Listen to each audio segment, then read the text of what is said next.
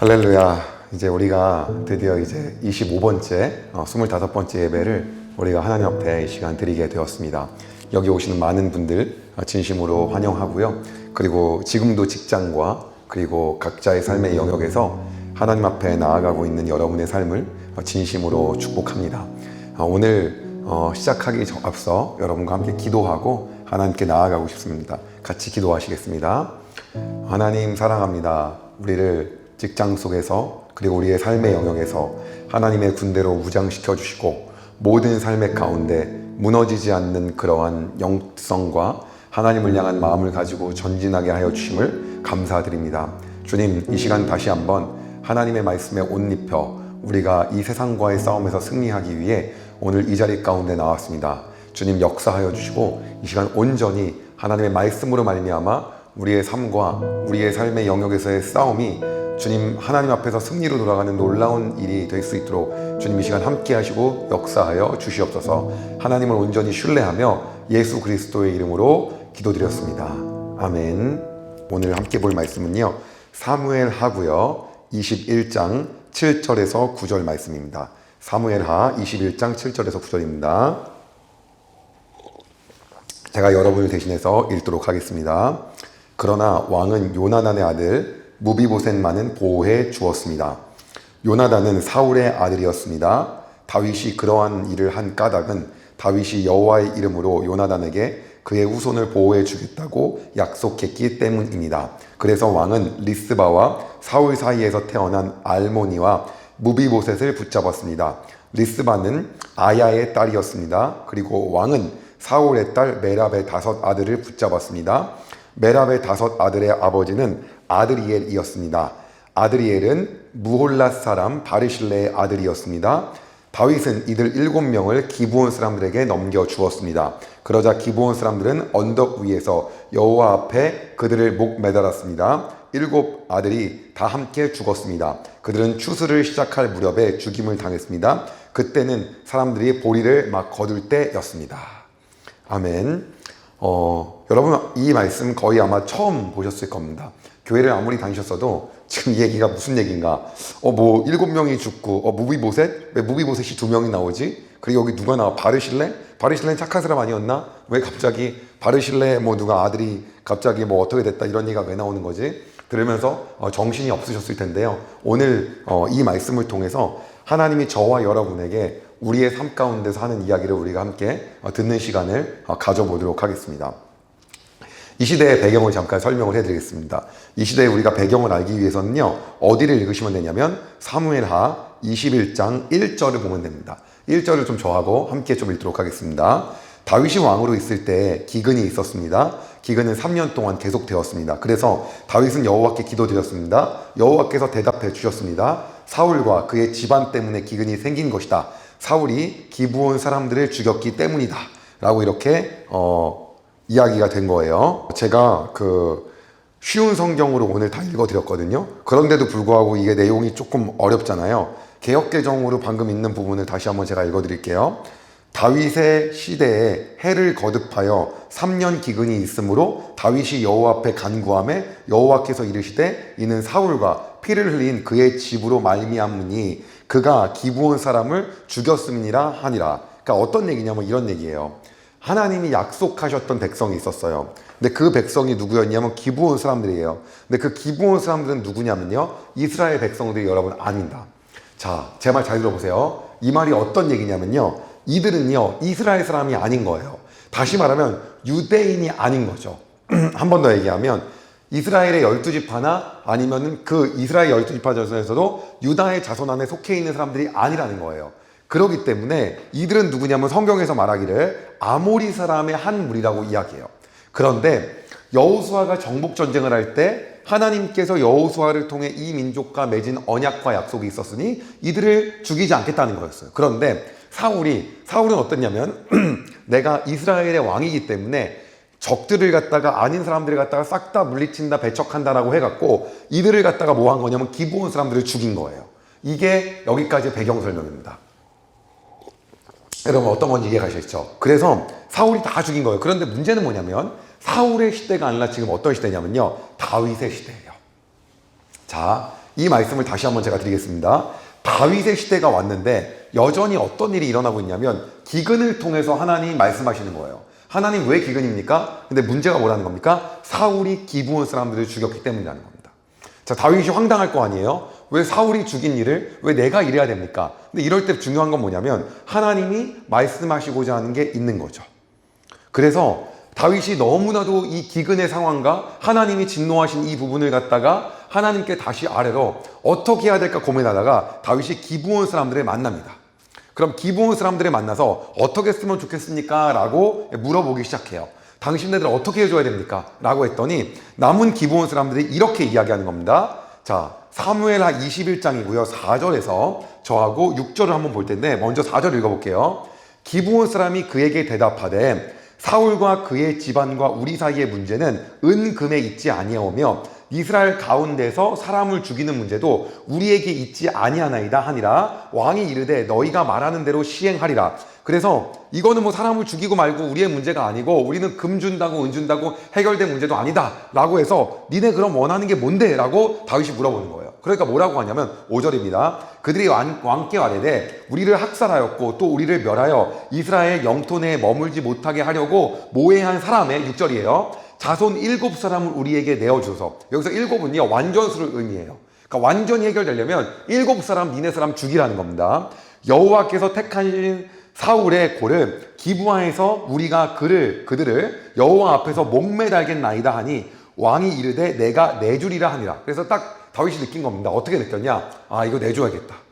그래서 내줘야겠다라고 생각을 하게 된 겁니다. 이 부분이 바로 오늘의 배경입니다. 다시 말하면 어떤 내용이냐면요. 지금 현재의 상황은요. 기근이 일어난 거예요. 다윗이 하나님께 찾아갔습니다. 왜 그렇습니까? 사울이 기브온 사람들을 죽여서라는 거죠. 내가 분명히 안 죽이겠다고 약속했는데.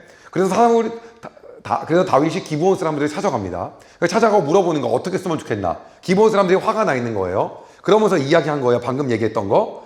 금이나 은의 문제로 해결될 문제가 아닙니다. 우리는 이스라엘 사람을 죽일 권한도 없습니다. 그럼 니네가 바라는 게 뭐냐? 그랬더니 사울이 우리에게 목짓을 한 거다. 그러니까 다 이스라엘 말고 사울의 아들 7명만 넘겨주어라. 걔들을 우리가 죽이겠다. 라고 했는데 다윗이 그래서 넘겨주기로 결정한 겁니다. 그리고 나서 오늘 본문, 아까 제가 처음에 오늘 본문을 쉬운 성경으로 말씀드린 사무엘하 21장 7절에서 9절 본문의 내용인 겁니다. 여기까지 이해되셨습니까? 자, 그리고 나서 이어지는 게 오늘 본문이에요. 그러면 이제 문제는 다윗에게 선택권이 달려있어요. 어떤 선택권이 있냐? 바로 한 가지라는 거예요. 사울의 자손 중에 누구를 줘야 되고 누구를 주지 말아야 되냐? 누구를 아껴야 되고 누구를 갖다가 죽이게 만들어야 되냐? 라는 문제가 달려있어요. 우리가 여기서 좀 한 가지 보고 가야 될 장면이 있습니다. 바로 그 장면은 어떤 거냐면 사울의 아들 중에 여러분이 잘 알고 있는 요나단이 있었다는 거예요. 여러분 다윗과 요나단 들어봤죠? 근데 그 요나단은 누구냐면요. 우리가 좀 요나단에 대해서 짧게 보고 갈 필요가 있어요. 저하고 오늘 성경을 좀 하나 찾을 건데요. 사무엘상 20장이고요. 20장 17절을 저랑 좀 한번 보도록 하겠습니다. 20장 17절입니다. 자, 같이 읽어볼까요? 시작. 그리고 죄송합니다. 개역 개정을 같이 읽게요. 다윗에 대한 요나단의 사랑이 그를 다시 맹세하게 하였으니 이는 자기 생명을 사랑함 같이 그를 사랑함이었더라. 한 번 더요. 시작. 다윗에 대한 요나단의 사랑이 그를 다시 맹세하게 하였으니 이는 자기 생명을 사랑함 같이 그를 사랑함이었더라. 자, 쉬운 성경이에요. 그리고 요나단은 다윗에게 자기와 맺은 사랑의 약속을 다시 말하게 했습니다. 요나단은 다윗을 자기 목숨만큼 사랑했기 때문에 그런 약속을 하게 하였습니다. 매번마다 어떤 일이 있었냐면 사울이 여러분 다윗을 죽이려고 했죠. 그 순간마다 다윗을 도피시켜주고 죽지 않게 해주고 배려해주고 아껴주었던 그 절친이 누구였냐면 요나단이었던 거였죠. 그 얘기예요. 그래서 바로 여기에서 내용은 어떤 얘기가 나오냐면 그 요나단을 다윗이 생각하는 거예요. 근데 여러분 요나단은 어떻게 됐습니까? 네, 블레셋 전투에서 죽었어요. 그 사울의 아들 3명이 있어요. 주요한 아들, 성경에 나오는 그 아들 3명이 누구냐면 요나단과 말기수아와 아비나답이에요. 요나단과 말기수아와 아비나답이 블레셋 전투에서 죽습니다. 그게 사무엘상에 나와요. 그러면 그 사울의 족보상에서 지금 누군가를 줘야 되는데 줄 사람을 찾고 있는 거예요. 근데 누가 남았냐면 요나단의 아들 무비보셋이 남았어요. 그런데 다윗은 요나단과 정말 사랑의 언약을 맺고 마음의 언약을 다 맺었기 때문에 요나단의 자손만큼은 절대로 해하고 싶지가 않았던 거죠. 그러면 다른 데서 찾아야 되는 거죠. 근데 다른 데 누가 있냐? 이미 누가 있었냐면 넷째 아들 이스보셋이 있었는데, 여러분 이스보셋은 우리가 지난 말씀에서 같이 배웠어요. 누구였냐요? 네, 레갑과 바하나에 의해서 살해당했었죠. 왜? 사울의 왕권을 물려받아갖고 그 왕권을 통하여 제2의 왕이 되려고 해서 다윗의 부하들이 다윗한테 헛된 충성을 하려고 죽여버린 거예요. 과잉 충성하느라고. 그러니까는 이스보셋, 이걸 갖다가 이제 다른 데서는 이제 에스바알라고도 얘기하거든요. 뭐 역대상하고 열왕기하고 그 다음에 사무엘상하가 말하는 이름들이 조금 달라요. 근데 어쨌든 간에 그도 죽어버렸어요. 그러니까 다윗이 봤어요. 누구나. 딱 봤더니 여기 누구 있냐면 사울의 족보 중에서 사울의 본처가 누가 있냐면 아히노함이 있는데요. 아히노함의 아들이 요나단과 말기수아와 아비나답과 그 다음 이스보셋의 라인이 있고요. 그 다음에 사울의 첩이 있었어요. 그 첩의 이름이 리스바예요. 오늘 그 리스바가 여기에 나옵니다. 그래서 다시 한번 읽어보면은 오늘의 본문입니다. 자, 8절 개역개정으로 제가 읽어볼게요. 자, 왕이 이에 아야의 딸 리스바에게서 난 자, 곧 사울의 두 아들 알모니와 무비보셋을 사울의 딸, 무비보셋과 여기까지 잠깐 보겠습니다. 누구예요? 리스바에게서 난 아들 알모니와 무비보셋이에요. 그럼 여기 무비보셋은 요나단의 아들 무비보셋과는 다른 무비보셋이에요.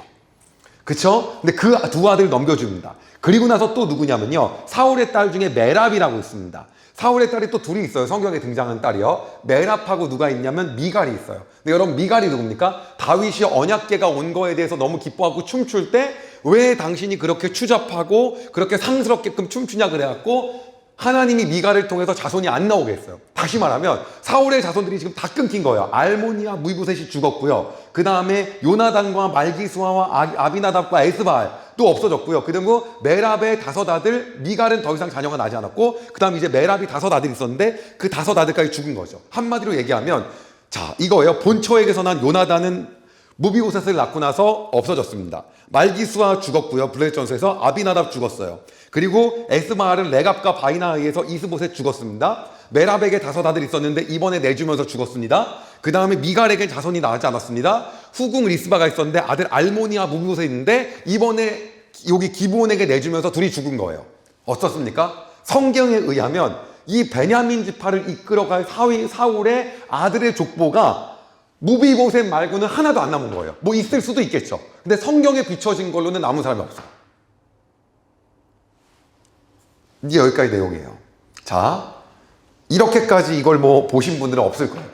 자, 그런데 오늘 여기까지의 말씀을 통해서 우리가 함께 보고 가야 될 부분이 있다라고 하는 거죠. 바로 어떤 거냐면, 자, 사울이 베냐민 지파였거든요. 그런데 사울은 왕이었죠.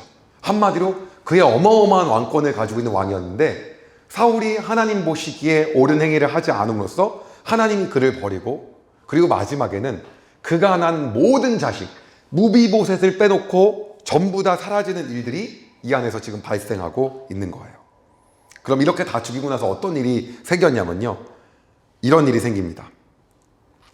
자, 사무엘하 21장 14절이거든요. 개역개정으로 같이 읽어볼게요. 사울과 그의 아들 요나단의 뼈와 함께 베냐민 땅 셀라에서 그의 아버지 기스의 묘에 장사하되 두 왕의 명령에 따라 행하니라. 그 후에야, 여기에 주십니다. 그 후에야 하나님이 그 땅을 위한 기도를 들으시니라. 네, 여기까지예요. 결론적으로 이 7명이 다 죽고 나서야 기근이 멈췄다라고 한 얘기예요. 자, 우리가 여기서 봐야 될 것이 있어요. 사울의 자손들이 다 죽었습니다. 근데 누가 남았습니까? 무비보셋이 남았어요. 무비보셋의 아버지 누구라고요? 요나단이요. 요나단은 누구라고요? 다윗과 절친이요. 그럼 그 요나단은 누굽니까?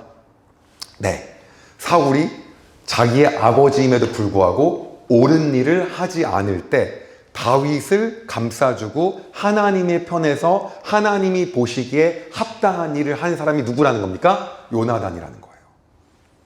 그리고 놀라운 일은 그 뒤에 이제 역대상을 읽어보게 되면 어떠한 일이 일어나게 되냐면요. 제가 시간이 없어서 역대상 8장 이 부분을 읽지 않겠지만 어떤 일이 일어나냐면 이 베냐민 지파, 소위 말하는 그 다음에 모든 후손들이 이 무비보셋을 통해서 이루어지는 것만 성경에 비춰주고 있습니다. 자, 우리가 여기서 봐야 될 것이 한 가지예요. 어떤 겁니까? 하나님의 계산법이 정확하다는 거죠. 그리고 하나님은 우리에게 정확하게 우리가 하나님 앞에 나아간 것들, 그분 앞에 하는 것들에 대해서 잊지 않으시는 분이라는 거예요. 그리고 그 계산법과 정확성이 나의 때가 아니라 내 그 다음을 이어서도 하나님께서 정확하게 행하시고 판단하시고 그것을 통하여 역사하시는 분이 우리 하나님이다라고 하는 겁니다. 자, 우리가 여기서 오늘 하나님 앞에 나아가면서 꼭 봐야 될 것들이 있어요. 어떤 거냐? 우리는 직장에서 때로는 어떤 일을 하냐면요, 이것이 정의이고 이것이 선이고 이렇게 하는 것이 맞는 건데도 불구하고요, 뭐를 따라가냐면 대세를 따라갑니다. 그럼 여러분, 그때의 대세는 뭐였습니까? 사울이었죠. 다윗이 아니었단 말이에요. 다윗은 쫓겨다녔죠. 다윗에 따라간 사람들은 잡히면 그냥 죽는 거죠. 그런데도 불구하고 요나단은 사울의 아들이었음에도 불구하고 누구를 따라가는 겁니까? 다윗을 어떻게든 감싸고 보호하면서 하나님의 마음과 정의가 어디에 있는지를 분별하고 그렇게 행한 거예요. 그랬을 때 놀라운 어떤 일이 일어나냐면, 나머지 모든 자식들이 그를 통해서 베냐민 지파가 이어가는 것이 아니라 성경에는 다 이제 죽어요. 지금 후궁의 두라, 알모니아, 무비보셋도 죽고요.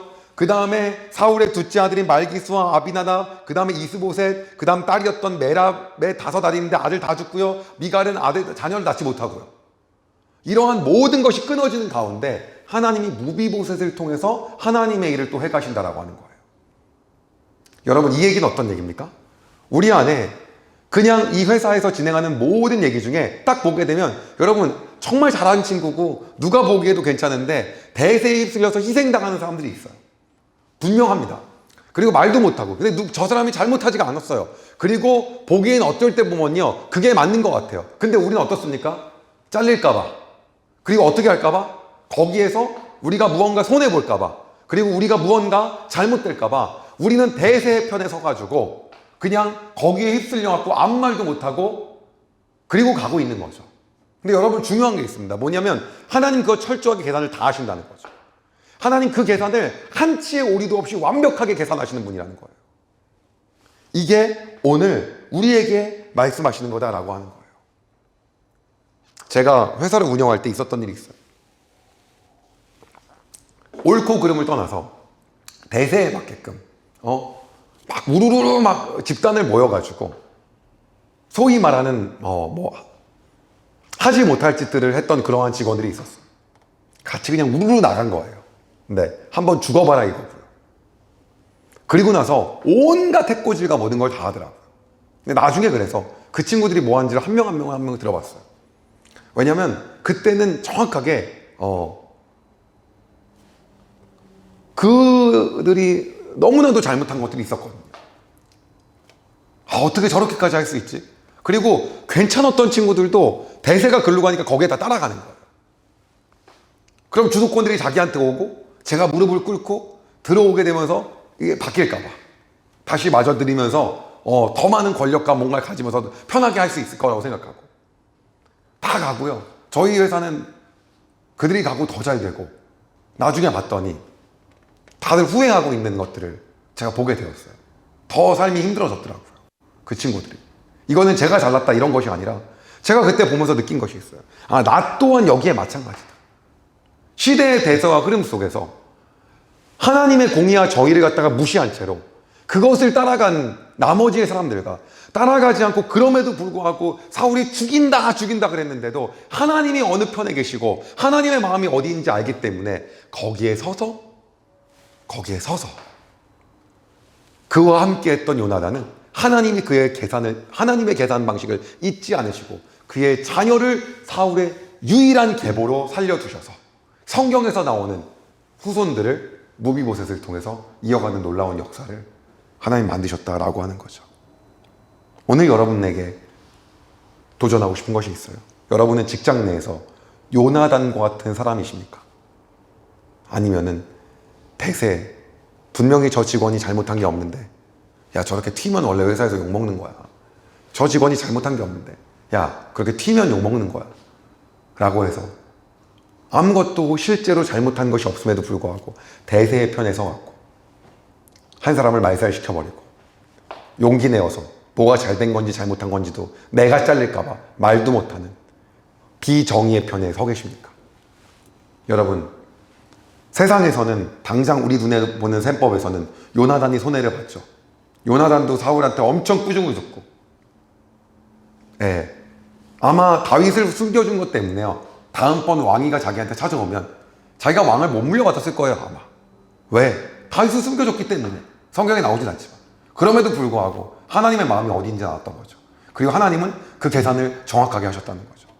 오늘 우리가 우리의 삶을 살면서 과연 우리가 우리의 눈앞에서 손해보는 것 때문에, 단 하나 때문에 그것을 갖다가 선택하지 못하고 있는지, 아니면은 그럼에도 불구하고 하나님의 마음이 거기에 있기 때문에 내가 오늘 있는 직장의 자리에서 내가 손해를 보더라도, 그리고 내가 유익이 되지 않고 내가 불안하게 될지라도 나는 그 길을 따라갈 수 있는 그러한 담대함을, 하나님을 믿는 믿음으로 살아가고 있는지를 우리가 다시 볼 필요가 있다고 하는 거죠.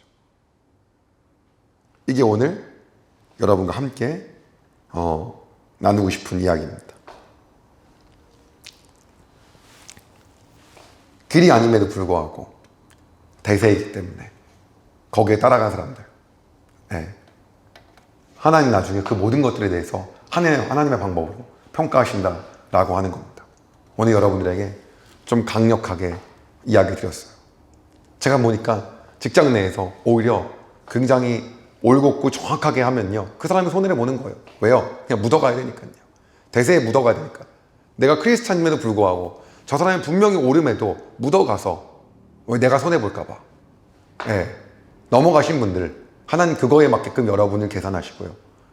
내가 그럼에도 불구하고 하나님이 마음이 어디에 있는지를 확인하고 그곳 가운데 내가 용기를 낸 사람은 그에 맞게 하나님이 계산하신 줄 믿으시길 바랍니다. 우리 마지막으로 함께 좀 이제 기도하고 마무리하고 싶습니다. 저는 회사를 경영하면서 늘 제 안에 가지고 있는 그러한 마음들 가운데 늘 있는 것들이 있었어요. 어떤 거냐면 실제로 직원들 사이에서 대세에 형성돼서 옳지 않은 것임에도 불구하고 옳은 사람이 희생되는, 그리고 그 주변이 그 사람이 분명히 희생당한 사람이 옳음에도 불구하고 본인의 안위를 위해서 옳지 않음에 거기에 유입되고 거기에 껴서 무언가가 이루어지는 것이 없나 라는 것들을 늘 유심히 보면서 살아왔어요. 사람이라 저도 판단을 잘 못하겠더라고요. 어쩔 땐 어떤 게 맞는 건지. 근데 지나가 보면요, 대세라고 생각해왔고, 요새는 저 상무님이 대세야, 저 말이 틀리고 저 사람이 억척스럽고 고집스럽고 저 사람 말이 틀리더라도 내가 오늘 저 편에 서야지, 내가 저기에 서야지, 그래야 내가 살지 라고 하는 분들은 다 나중에 보니까 잘 되지가 않더라고요. 제가 느낀 거는 지금 우리 눈앞에 있는 것들을 위해서 우리가 그 눈앞의 것들을 갖다가 따라가서 그것에 안위를 취했을 때 하나님 그것 또한 여러분 계산하신다라고 하는 거예요. 오늘 여러분의 삶 가운데 다시 한번 도전하고 싶은 것은 요나단의 삶을 선택함을 말미암아 하나님께서 후세까지 이어주시는 하나님의 놀라운 그 하나님의 계산 법칙으로 그분의 복을 받는 놀라운 그러한 역사가 여러분의 직장 가운데 그리고 삶 가운데 임하기를 진심으로 소망합니다. 우리 같이 짧게 기도할까요? 하나님, 내가 그러한 요나단과 같이 용기 있는 그 삶을 살길 소망합니다. 길이 아닌 줄 알면서도 선택하는 것이 아닌 하나님의 길이기에 그걸 선택하고 하나님을 신뢰하기에 담대함으로 그 길을 가는 삶을 살기를 주님 소망합니다. 라고 우리가 함께 기도하고 마무리하겠습니다. 같이 기도하실까요? 하나님, 내가 길이 아닌 길을 가지 않기를 소망합니다. 하나님, 남들이 많이 그것이 옳다고 하도 하나님의 정의와 하나님의 옳으신 길을 내가 따라가기를 소망합니다. 하나님, 모두가 아닌 줄 알면서도 내가 두려워서, 내 안위가 두려워서 결정하지 못하는 그러한 비겁한 짓을 하나님 하지 않기를 원합니다. 정확하게 계산하시는 하나님 앞에 내가 하나님을 신뢰한 마음으로 나아가기 소망하오니 하나님 인도하시고 하나님 역사하여 주시고 주님, 내가 나의 마음 가운데 용기와 담대함을 허락하여 주시옵소서.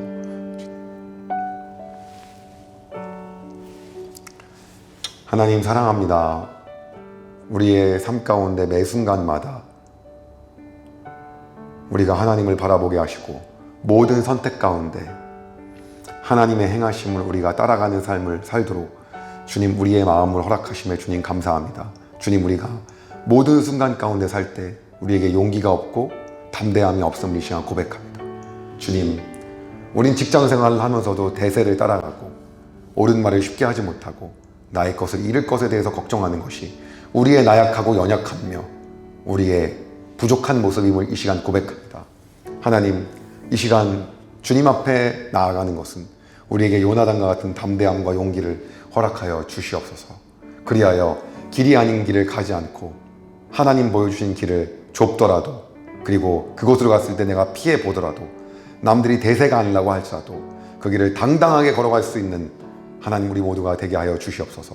상사가 말할 때 아님에도 불구하고 나는 그냥 대세를 따른다고 하는 비겁한 편에 서지 아니하고 하나님을 신뢰하는 마음으로 손해볼지라도 옳은 것을 택하고 나아갈 수 있는 담대함과 용기를 통하여 주님 우리의 삶을 놀랍게 역사하여 주시옵소서. 주님, 그리하여 하나님 요나단의 자식인 무비보셋을 통하여 하나님의 놀라운 역사를 이루어 가신 것처럼 정확한 계산과 셈법을 통하여 우리의 삶을 완벽하게 이끄신 하나님께서 하나님 우리에게 담대함과 용기를 주셔서 하나님 우리가 그 일들을 통하여 하나님 앞에 온전하게 모든 것들로 쓰임받는 그리하여 하나님께 인정받는 인생으로 살아갈 수 있도록 주님 역사하여 주시옵소서. 오늘도 우리의 삶을 주님 앞에 겸손한 마음으로 무릎 꿇고 나아가오니 주님 인도하시고 함께하여 주시옵소서. 다시 한번 우리의 마음을 그리고 우리의 직장과 우리의 모든 영역을 주님께 올려드리며 살아계신 예수 그리스도의 이름으로 기도드렸습니다. 아멘.